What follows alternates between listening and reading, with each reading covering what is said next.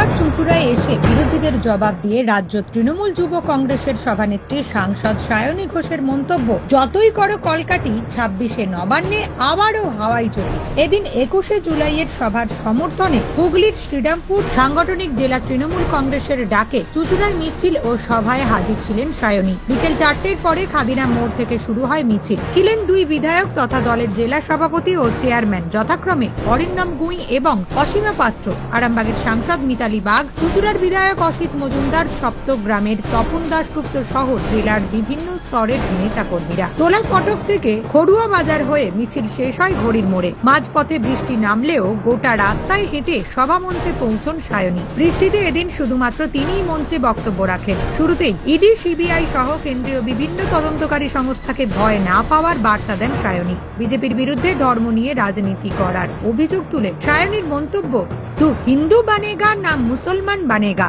इंसान की औलाद है इंसान बनेगा।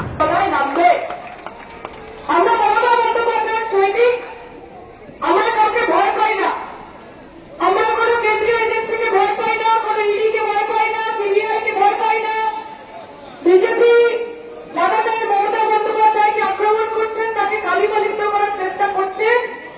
তাদেরকে বলি যে যতই বড় কলকাঠি, 2026-এ নবান্নে আবার হাওয়াই চটি, হাওয়াই চটি, হাওয়াই চটি। মানুষের মন জয় করতে লাগে, দেড় পরে আছে। আজকে ভারতবর্ষের একমাত্র মহিলা মুখ্যমন্ত্রী, যিনি মানুষের জন্য এতগুলো স্কিম এনেছেন। হ্যাঁ, আপনারা বলতে পারেন যে মহিলা মুখ্যমন্ত্রীদের আগেও দিল্লিতে একজন ছিল, এখনো দিল্লিতে একজন আছে। তবে আমি কাজ দিয়ে কথা বলবো। একটা হচ্ছে দেশের প্রধানমন্ত্রী নরেন্দ্র মোদী। এখানে আমার মা বোনেরা রয়েছেন, আমি তাদেরকে একটা কথা জিজ্ঞেস করতে চাই। শুধু বলবেন মোদীরা দিদি, আর বেশি কিছু বলতে হবে না। বলুন, এই পশ্চিমবঙ্গের মাটিতে লক্ষ্মীশ্রীর মতো প্রকল্প, লক্ষ্মীর ভান্ডারের মতো প্রকল্প, লক্ষ্মীর ভান্ডারের মতো প্রকল্প কে এনেছে? মোদীরা দিদি। স্বাস্থ্যসাথী কার্ডের মতো একটি ইন্স্যুরেন্স কার্ড কে এনেছে? মোদীরা দিদি। আপনাদের ছোট মেয়ে বাড়ি ছেড়ে পড়াশোনা করতে পারে, সকল বাবাকে উপেক্ষা করে তার জন্য সেই কন্যাশ্রীকে এনেছে? মোদীরা দিদি। তাহলে সেই মেয়ে যখন স্কুলে পড়তে যাবে, তখন যে সবুজ সাথীর সাইকেল চালিয়ে যাবে, সেই সাইকেলকে দিয়েছে মোদীরা দিদি। তাহলে সবকিছু যখন দিদি করেছে, তাহলে ভোটটাকে পাবে মোদীরা দিদি। মমতা বন্দ্যোপাধ্যায় আগামী দিন সারাদিগঞ্জ থাকুক না থাকুক, লিডার থাকুক না থাকুক, কিছু যায় আসে না। যতদিন আপনারা আমাদের সঙ্গে আছেন, আমাদের কর্মীরা আমাদের সঙ্গে আছে, কারণ ভগবান এই মমতা বন্দ্যোপাধ্যায় সাদা শাড়িকে কালিমালিপ্ত করা। তাই লড়াই চালিয়ে যাবেন, মাথা উঁচু করে লড়বেন, তাকে ভয় পাবেন না। মনে রাখবেন, আমাদের নেত্রীর নাম মমতা বন্দ্যোপাধ্যায়, আমাদের নেতার নাম অভিষেক বন্দ্যোপাধ্যায়, দলটার নাম তৃণমূল কংগ্রেস।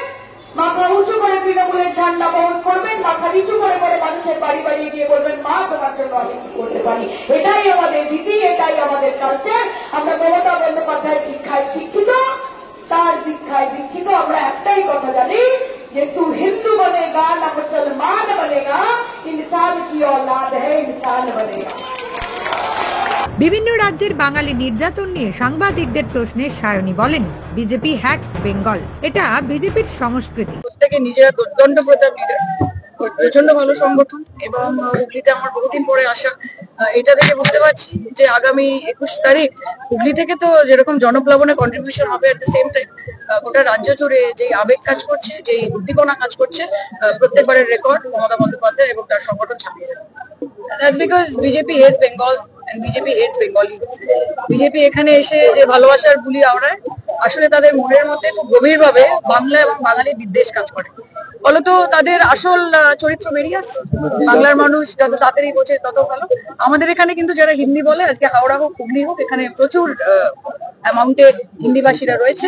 কাউকে কিন্তু কোনোদিন এরকম কিছু ফেস করতে হয়নি, কোনো হ্যারাসমেন্ট ফেস করতে হয়নি। এটাই তফাৎ মমতা বন্দ্যোপাধ্যায় এবং মোদী।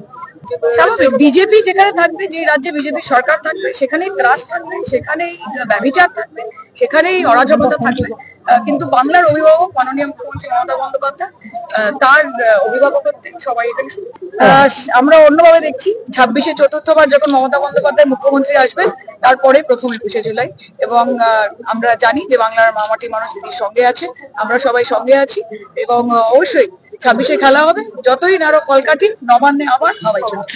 নিউজ আজ বাংলা, হুগলি। নিঃসন্তান হওয়ার কারণ স্বামী বা স্ত্রী যে কেউ হতে পারেন।